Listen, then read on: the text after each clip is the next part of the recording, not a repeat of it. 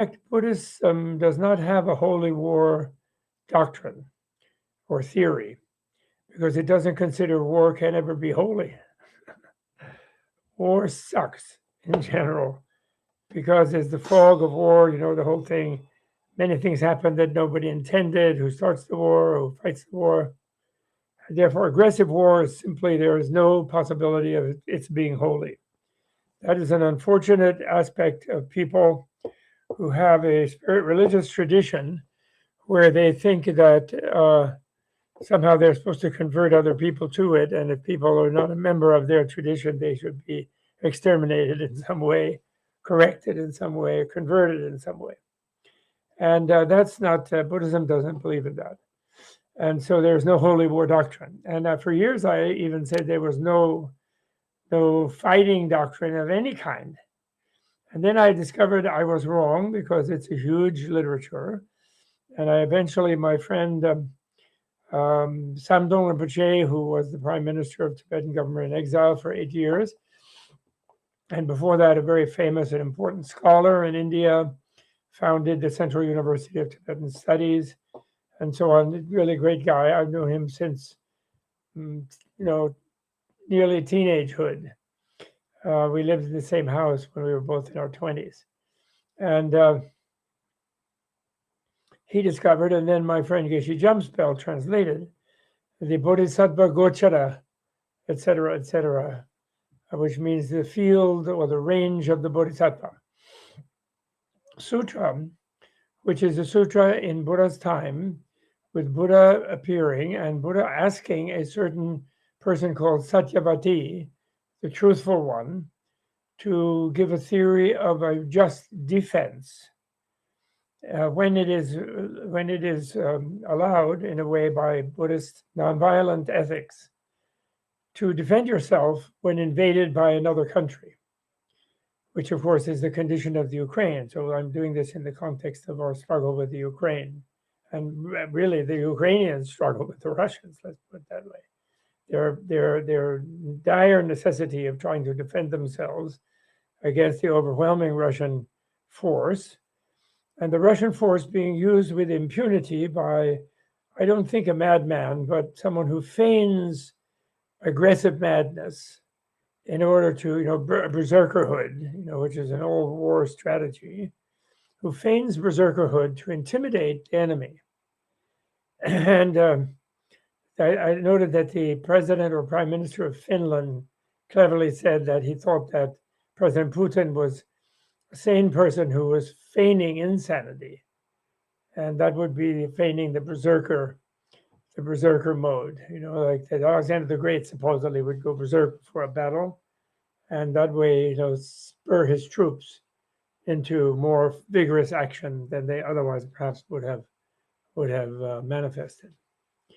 In this conflict, the Ukrainians are the ones who are more forceful as individual troops because they are fighting to defend their homeland, and they're not the aggressive ones, and they have been aggressed upon, and they are, and it was announced that they are considered not to exist by the aggressor. He gave a speech where he said he never agreed that there was such a thing as a Ukrainian country, in which disagreement he is agreeing with the czars, the Russian czars, not only Lenin or Stalin, Stalin killed millions of Ukrainians to rob their food during the war, and at other times they've had horrendous things they've done, Russians have, to the Ukrainians when they had USSR connection, And that's why Ukrainians decided not to be a republic within the Russian Federation, but to be an independent country, which they have always wanted to be.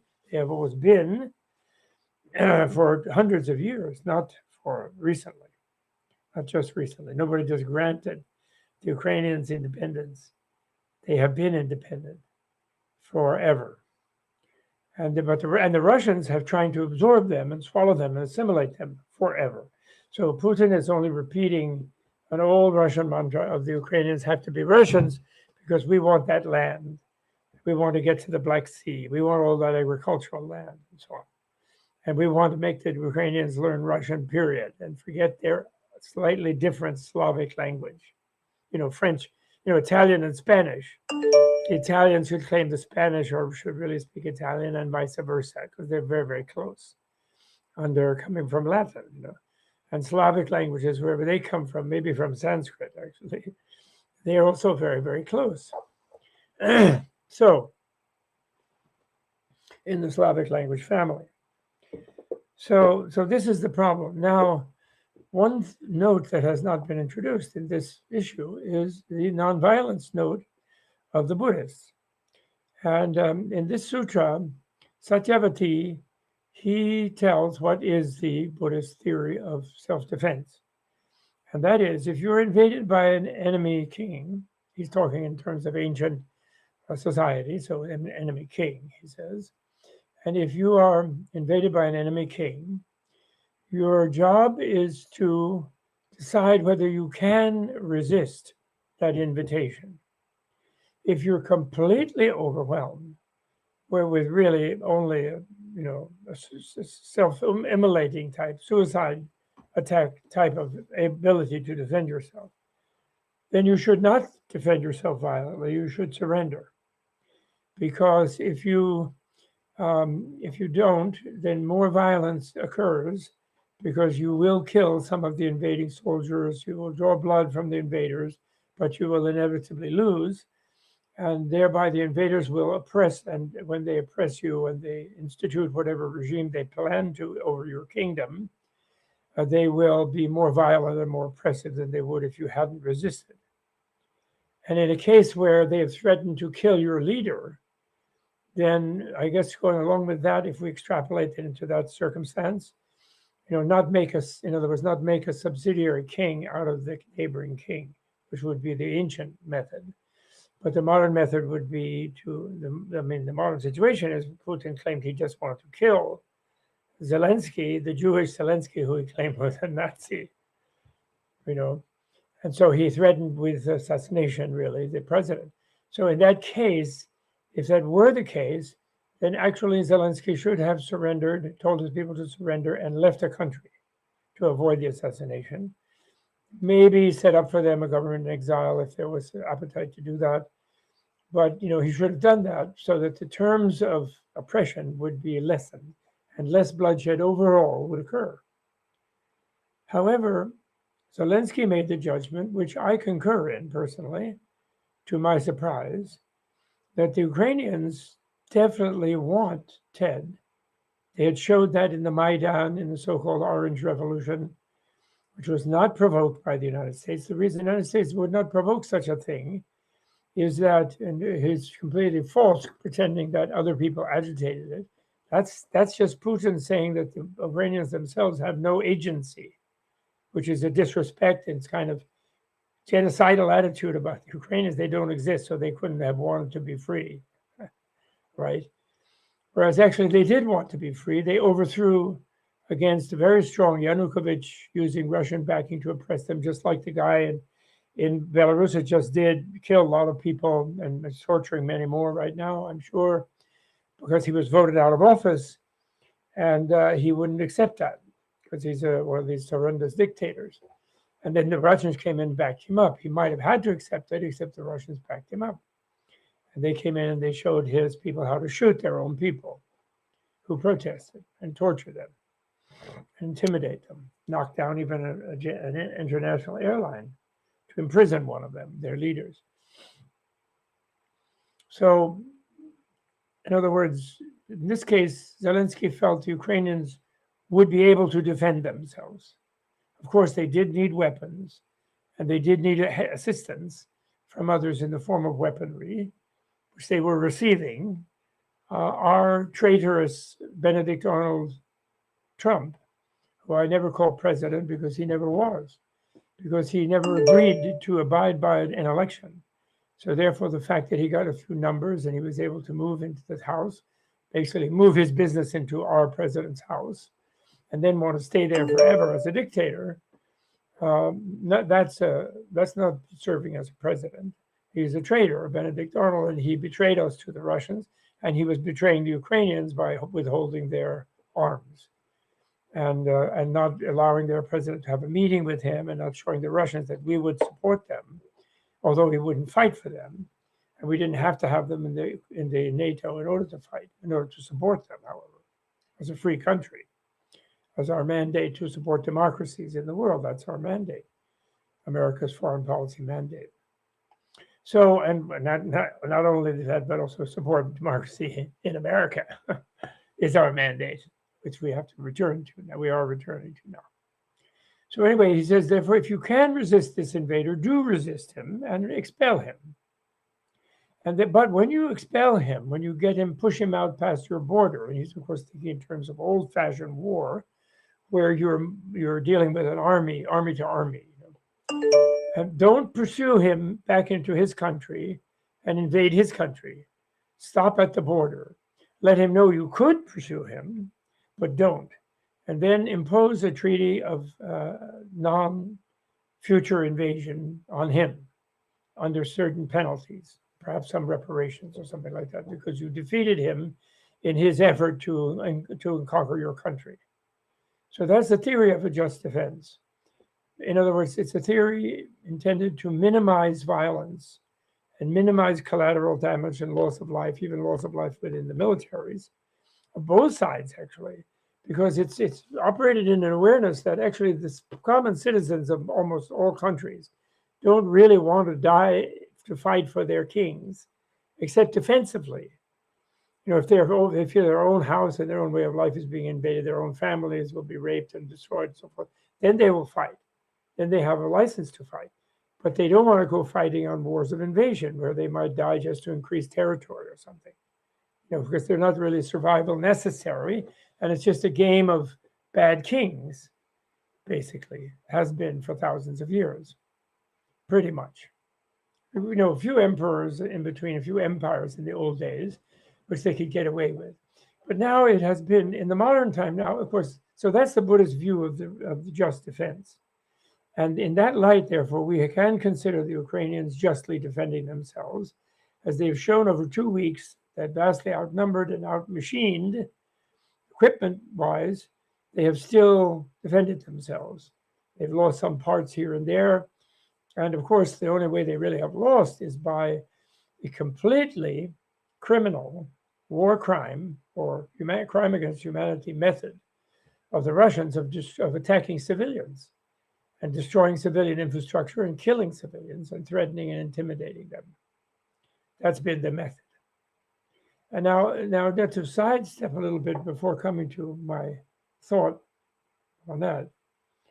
Modern warfare is completely illegitimate, and it's actually what I would call so 20th century and earlier, and not proper in the 21st century, as was proven toward the end of the 20th, actually, and in the beginning of the 21st by several bad criminal invasions. The first, worst one, engaged in by the US, where we invaded Iraq without having been attacked by Iraq. That was, and I don't mean the first Bush. The first Bush was repelling the Kuwaitis from Kuwait. I mean the Iraqis from Kuwait. And that was a legitimate defense assistance of the Kuwaiti government. But the second one, invading the Cheney Bush, and I put that in that order for the blame, the Cheney Bush invasion of Kuwait, Bush Jr. invasion of Kuwait, is a war crime. I'm sorry, it's a crime against humanity. All it did was destroy a lot of people, a lot of infrastructure, some lives of the invaders, but mostly the lives of and it totally imbalanced the whole situation and caused several reverberating wars, including the Syrian one, probably to the degree that it went. So it was a wreckage of the entire heartland of the Middle East, and therefore crime against humanity. I think Americans have to embrace and own up to that, to understand Putin's madness. The Italians and the French maybe should own up to the destruction of Libya, just because they had a somewhat bad dictator. He had given up his nuclear weapons. He was shouting and screaming about being voted out of office and freaking out. So there was some justification in defending democracy, Obama letting them go ahead and maybe aiding them in some ways. But basically, again, the invasion of Libya and the destruction of Libya and the turning it into a war zone from having been a badly administered but still peaceful country basically, with its former aggressions outside having been compensated for to some extent. That was the second crime. Apparently, that one very much upset Mr. Putin. And then the Syrian thing, the Russians are very much to blame, and and Putin now is totally and 100% to blame. Georgia and Ukraine, starting 2014 and culminating now in his attempt to completely destroy the Ukrainians, which he is failing to do. And we are rightly arming them as fast as we can. Okay, so that should be, but what should be acknowledged here is His Holiness the Dalai Lama's instruction to world leaders today, which they should listen to. It doesn't matter he doesn't have a country. It doesn't matter they're not Buddhists. He gives a proper description of what the 21st century has to be, namely a century where disagreements and problems, such as between Putin and a European Union member state of Ukraine, leaving out issue of NATO, but member of Ukraine, of the European Union, which is what the Ukrainians wanted. And he denied them, and his puppet Yanukovych denied them, and that's what brought in about the Orange Revolution, not American meddling. That's what bothered them. And Putin has actually been at war with the European Union by backing Brexit indirectly, by backing the Nazi Party in Germany, by backing the Marine Le Pen, the people who want to break up the European Union in France, and the Five Star who want to break up the European Union from Italy. He's been aggressing totally, waging multi-information war, cyber war against the European Union and political interference. And it's the typical difficult thing of a dictatorship using the openness of democracies to try to corrupt them from within and install fellow dictators and puppet dictators of their own in those countries in order to guarantee their continuing control over their own people who don't really want to be ruled by a dictatorship in the 21st century. And these are supposedly, and Putin at least is honest. He doesn't pretend to be communist like the Chinese do, but he's actually more admires the Tsar, and he's more like a Christian fundamentalist imperialist for Russia. He doesn't even like Lenin and communism. So the dictatorship of the proletariat turned back into the good old Tsarist imperialism under Putin, is what we could be clear about. And the point is, in general, peaceful times, democracies are at a disadvantage in that sort of situation because they're open. And so Russian oligarchs can come and buy politicians, they can buy governments, they can use their over-concentration of wealth by oppressing their own Russian people to over ownership of all the resources of the country, to oppressing the Russian people and not allowing middle-class entrepreneurship really to flourish by grabbing all the profits from everything. Then they go out and buy things in the other countries and make those governments compliant to them and try to wreck any more sane, national socialist, let's call it, or, democratic socialist country like the European Union countries are. So we have to acknowledge that. So then our resistance to Putin in the Ukraine and backing the Ukrainian bravery of standing up to him personally, following the law, even the nonviolent Buddhists argue, because they're pragmatic nonviolent Buddhists. They're always seeking to minimize violence, not pretending that there's any such thing as an absolute nonviolence. They're attempting to minimize, and we must do that. But now we come into, so the second thing is, one, war itself is hopeless. Therefore, any country where the government has the control of information, no freedom of speech, no freedom of assembly, no freedom of media, and therefore can brainwash their population to be completely out of touch with reality and think that, and create fear in their population by pretending there's big enemies ringing them all around that want to harm them, and thereby can mobilize aggressive war and attempt to create empire. That's simply unacceptable. And therefore, there is the battle that Biden so beautifully expresses on the planet today, which is a new cold and now at the moment hot war, It's a war between autocracies and democracies. And China and Russia are the two bad autocracies. Russia, perhaps the worst one at this moment. China may be undecided. It is a very bad one, as it shows on its way it treats the Tibetans, the way it treats the Uyghurs, the way it treats the Mongolians.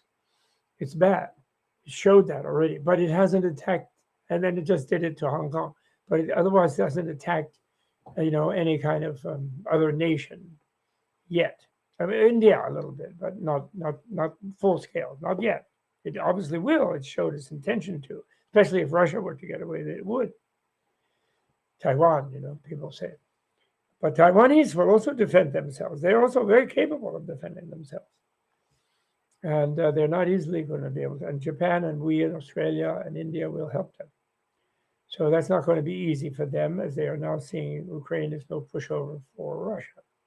Russia doesn't want to push over the Ukraine. They want to be friends with them. The clique, the KGB, FSB clique, headed by the Tsarist Putin, want to overthrow them because it's part of this process of trying to get rid of the whole European Union and reestablishing a Russian empire.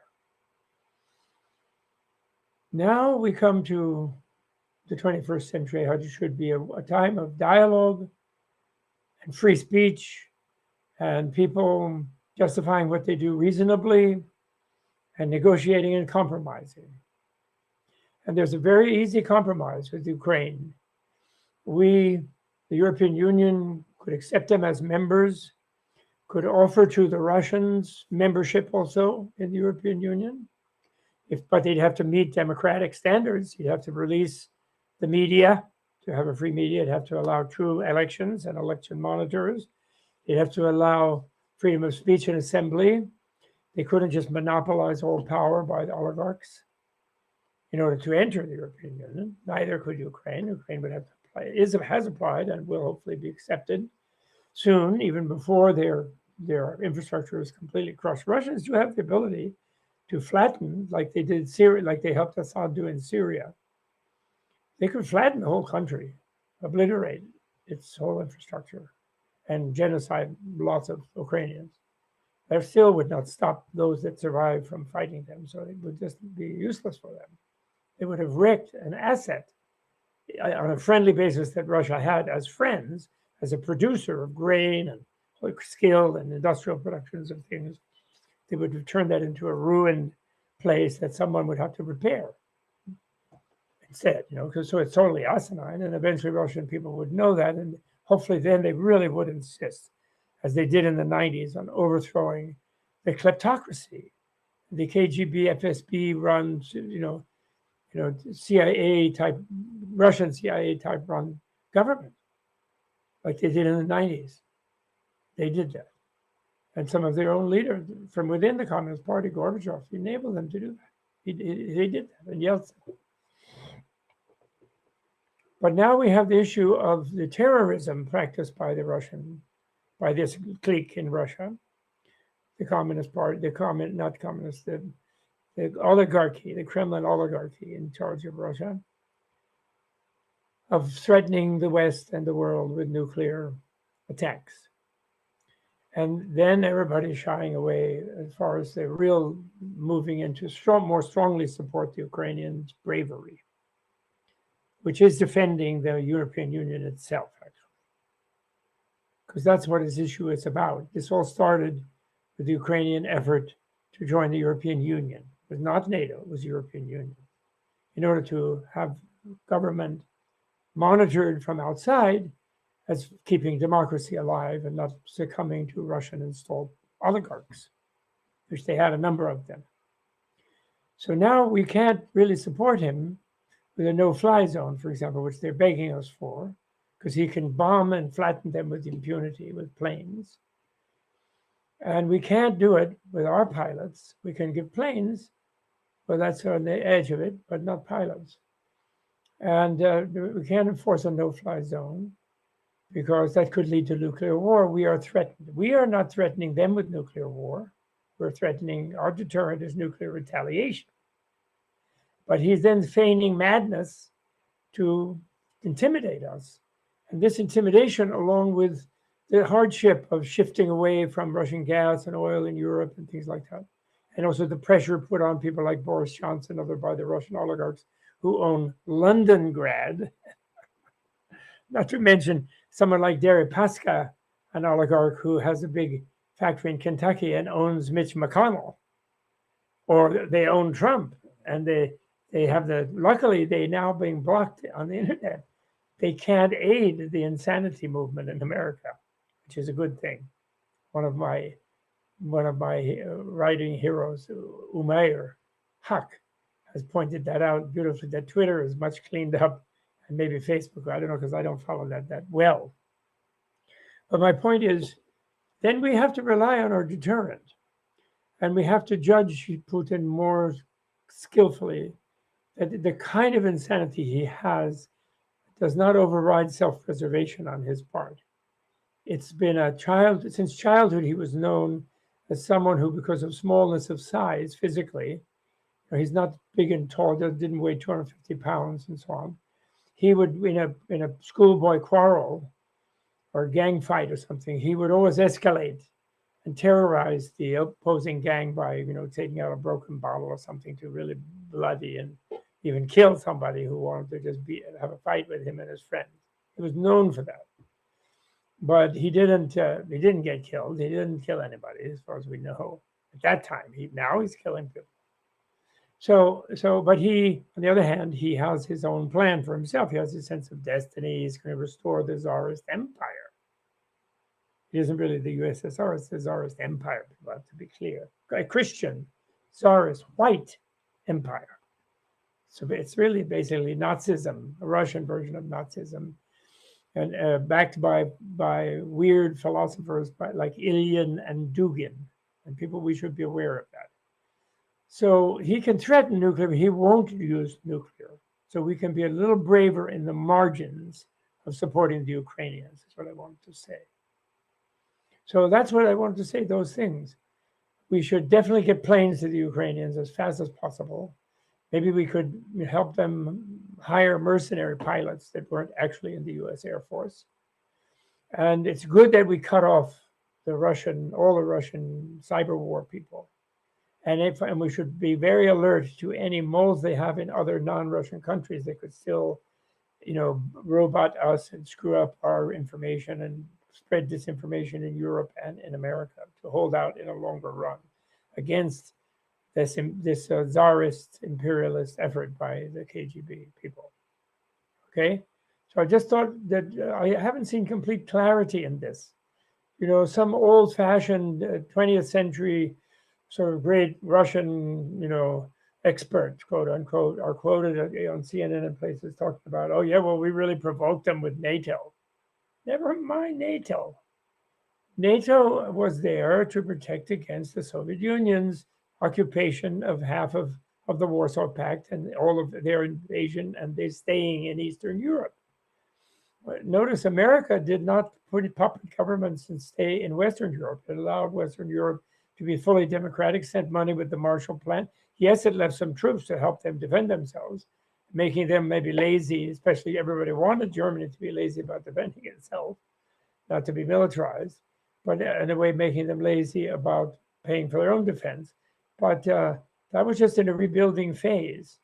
And the expansion of it just had to do with the fact that the Yeltsin-Gorbachev movement to make Russia truly democratic was defeated by the FSB, the KGB, who put themselves back in as oligarchs to control things, who therefore we could still measure aggression from them. And we haven't really noticed the level of aggression interfering in our 2016 election, which they 100% did, interfering now with the craziness and the conspiracy theories, etc., which history will eventually see was very much aided and abetted by them, using Twitter and Facebook and things like that themselves, pretending to be your Aunt May, telling you false things, and brainwashing people into craziness. Therefore, they still interfered in the 2020 election. Otherwise, people were really fed up with the mismanagement by the Trump business. I don't call him president. He was not president because he never agreed to the terms of democratic election. At the first election, he said he wouldn't accept it unless he won. The second election, he said he wouldn't accept it unless he won, and then he didn't accept it. He tried to overthrow So that proves he never was operating within our system as president. People should be clear on that. And he's remained an asset of the Russians, as he showed by his delight in Putin's invasion of Ukraine, which he openly manifested. And his mouthpieces, like Tucker Carlson and Hannity and those people who are just his mouthpieces, are also Benedict Arnold's mouthing Russian military propaganda. And I personally believe that the Russian people would by now have turned those protests into uncontrollable, because the police, secret police or the regular police, would be unwilling to beat them all up if they had the real knowledge of what he's really doing, of what he's really using the Russian military to do in Ukraine, killing their relatives en masse. But they don't know that. They're being told it's a police action and all kind of fake news they're getting. Talk about super fake news. They're getting it from the Kremlin by having shut down all independent media and made it practically capitalist to speak the truth. So that's where we are. So the Buddhists say support the comedian, save the cheerleader, and free the world and save the world. That's where we are. And this statue there, the picture that I have over my shoulder, is the wonderful Tibetan sculpture of the face of the Buddha Maitreya, the future Buddha, which means the planet will be here a few thousand years from now with societies that will still speak Sanskrit, they'll still speak English, and they'll still speak Russian. And we're not going to be wiped out in a nuclear holocaust. And we're going to actually have a great 21st century when this kind of oligarch type run countries have turned to more democratic countries where people will have their way, which is not to go killing each other, to make a living and to share with each other and to have a nice time and play video games or whatever, watch Olympics. And that's Maitreya, the future Buddha. He'll be the loving one. He'll be there. And that's the wheel of time behind me up there. And that also says that we've been in a series, 20th century was a series of a lot of final wars. And in the 21st, spillover from that happened in the criminal invasion of Iraq by the United States, and now the criminal invasion of Georgia and Ukraine by Tsarist Russia.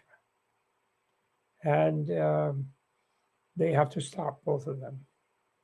And we have to own up to ours, and we have to punish. Obama was wrong to turn the page without punishing any of the leaders who had falsified reality in order to drag us into a criminal war, which is against the UN to invade someone who hasn't attacked you.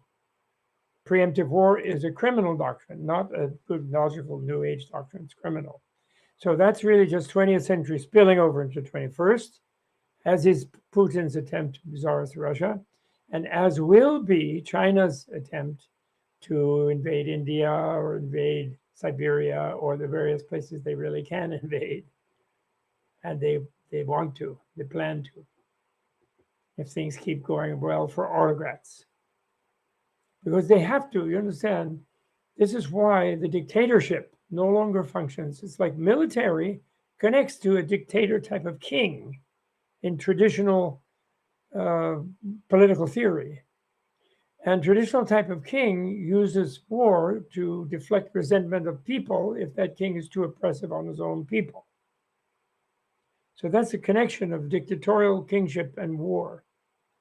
And then if you have either dictatorship of proletariat or some attempt to resurrect some imperialist dictatorship like Tsarist dictatorship, then what that is trying to continue that situation in a time when, because of the power of weapons and the power of knowledge, Facebook, Twitter, people knowing about what each other's lives are like and wanting to have decent lives themselves, and women having more say in societies that are more free. And that's in that situation, such dictatorial government, and you can only have celebrity kingship, who are like movie stars or something, but don't have political power. That's okay. And then, responsible democratic politics with prime ministers and presidents and things. You can have that.